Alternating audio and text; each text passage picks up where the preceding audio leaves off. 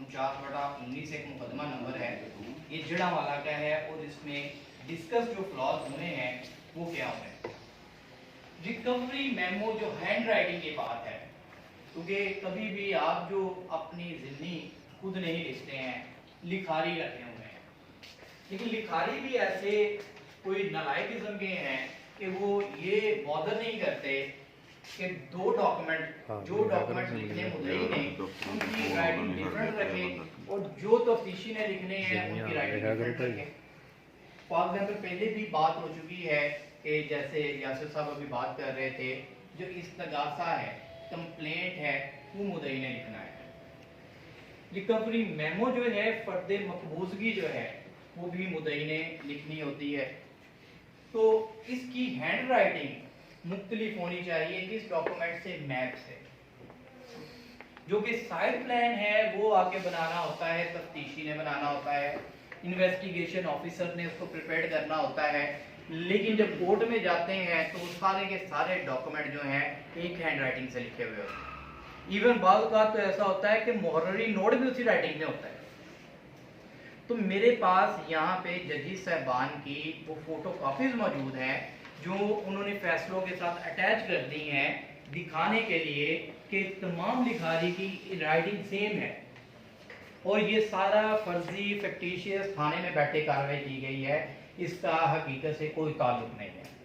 इस वजह से एक तो इस बात को समझा दें अपने लिखारियों को, अगर नहीं लिख सकते खुद, तो कि ये राइटिंग जो है वो डिफरेंट होनी चाहिए। जो फर्द मकबूजगी है और इस्तगासा वो एक राइटिंग में हो, और जो आपकी साइड प्लान है एविडेंस का वो डिफरेंट राइटिंग में हो, और इसी तरह से उसी राइटिंग में फिर 161 की स्टेटमेंट हो, और 161 की स्टेटमेंट भी उसी में होती है जिसमें बाकी तमाम कार्रवाई लिखी हुई होती है। तो इसको आप बावर करवाएं कि राइटिंग जो है ये एक बड़ा अहम मसला है, जिसके ऊपर पहली डेट के ऊपर पूरे का पूरा केस शैटर हो जाता है, वो उड़ जाता है। अगली बात जो है वो मैं करूँगा कि केस प्रॉपर्टी का इन टाइम आना।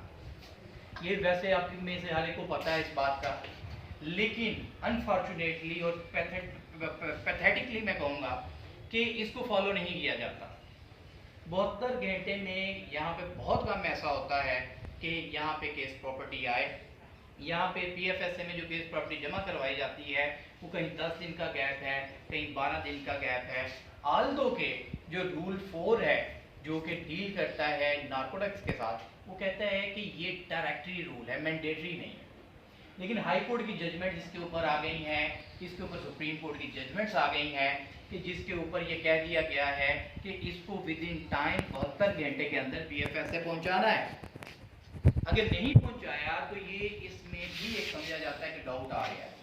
डाउट ये आ गया कि आपने ये फर्जी कार्रवाई की है, यहाँ पे पीएफएस से कोई जानबूझ के देर से भिजवाया गया है या मुकदमे को खराब करने की कोशिश की गई है।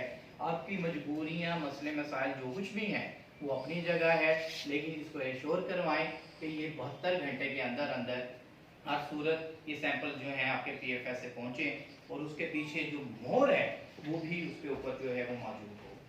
तो फिर बार बार एक और बात हम करते आए हैं, अगेन भी पहले भी बात की है, हमारे कोलीग्स ने की है, कि जो डिपॉजिट सैंपल करवा रहा है उसकी स्टेटमेंट बहुत अहम है। बाकी सारी बातें तो जो चलती आ रही हैं आपको पता है, लेकिन ये 2-3 बातें वो हैं कि जो हम रोजाना फेस कर रहे हैं और जिसकी वजह से बरी हो रहे हैं मुकदमा। आप जो मुकदमा जो है, माल जो है वो हवाले किसी के हुआ है, 161 की स्टेटमेंट किसी की लिखी हुई है। डेली हमारे पास ये बात आ रही है, ये मामला आ रहा है।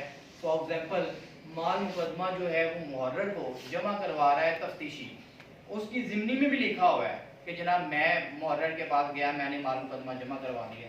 161 में कंट्राडिक्शन होती, मुद्दई भी कह रहा होता है कि मैंने जमा करवाया। तो इस चीज को भी अपने लिखारी को कहें कि इसको देखा करें, इसको जांचा करें, इसको समझें। हर दूसरे में ये मसला है। तीसरी चीज फिर वो बात है कि यहाँ पे भी डिस्कशन जो कि रोजनामचे की हुई है। रोजनामचा इस वजह से सबका एम्फेसिस है कि वुकला ने इसको अपना मेन टूल बना लिया हुआ है। अब आपने रोजनामचे में सिर्फ अपनी ये चीज नहीं लिखनी कि थाने से रवानगी। अब भी हम बस कहते हैं कि एतराज लगाते हैं कि रोजनामचा, उसमें एक लाइन लिखी होती है थाने से रवानगी फलां जी एसआई। वहां पे आपने लिखवाना है कि एएसआई के साथ कौन कौन कांस्टेबलान मौजूद थे, कितने बजे आप थाना से आप निकले हैं, किस आप गाड़ी पे निकले हैं, ये सारी चीज मौजूद होनी चाहिए।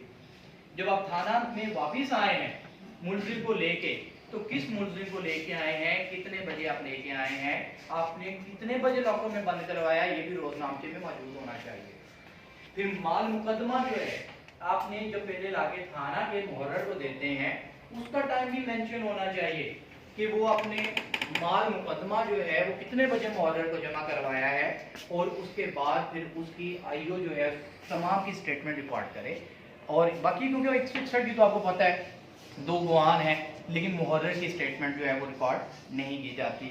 उसके बाद फिर अगला माल खाना जो है उसमें चला जाता है माल मुकदमा, जो मेन माल खाना है वहाँ पे जब जाता है तो वहाँ उसकी भी स्टेटमेंट नहीं होती है।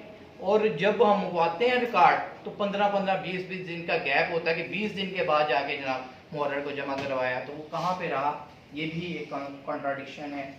अगली बात करूँगा पीएफएस रिपोर्ट की। एक अजीब सरप्राइजिंग चीज़ है, हैरानी वाली बात है। यहाँ से आप सैंपल सपोज भिजवा रहे हैं चर्स का 120 ग्राम का, पीएफएस रिपोर्ट में जब वहाँ पे रिसीव होता है वो 350 ग्राम का रिसीव होता है, जो चर्स अंदर से रिसीव होती है वो 150 ग्राम कैसे बढ़ जाती है।